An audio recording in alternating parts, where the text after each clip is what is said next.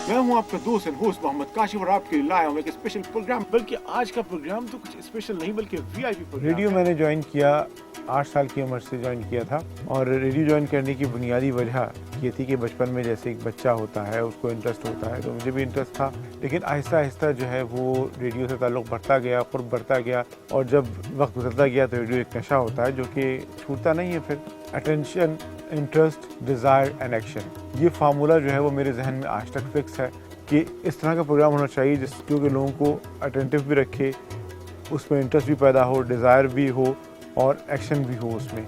और अगर इन चीज़ों को आप फिक्स रखें तो आपका प्रोग्राम यकीनन बेहतरीन हो सकता है। रेडियो एक ऐसा इंस्ट्रूमेंट है जो लोगों में और माशरे में अवेयरनेस पैदा कर सकता है बहुत ज़्यादा, और अगर आप किसी एक शख्स को भी मैं समझता हूँ करने में कामयाब हो जाते हैं तो आपने माशरे के एक बहुत बड़े हिस्से को, बल्कि एक इकाई को माशरे की आपने अवेयर कर दिया। और कोई भी ऐसी बात जो कि हमसे हो जाए नादानिस्तगी में, उस पर नुक्ताचीनी भी करें, लेकिन एक बात याद रखिए कि हम भी आफ्टर ऑल इंसान हैं और गलतियाँ इंसानों से ही होती हैं।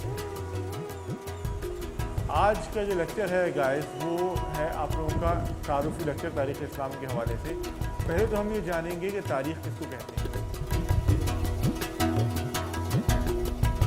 अपनी पूरी मेहनत और लगन के साथ साथ काशिफ साहब दर्स व तदरीस के सिलसिले से भी वाबस्ता हैं।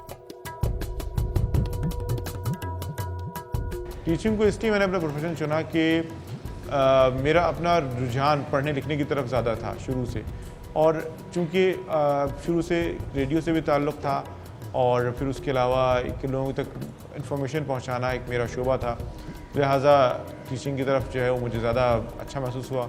टीचिंग मुश्किल उनके लिए होती है जो इसको मुश्किल समझते हैं, वरना जो ज़हनी तौर पर तैयार होते हैं इस प्रोफेशन के लिए और जो उनका माइंड मेकअप होता है इसके लिए, उनके लिए मुश्किल नहीं होती।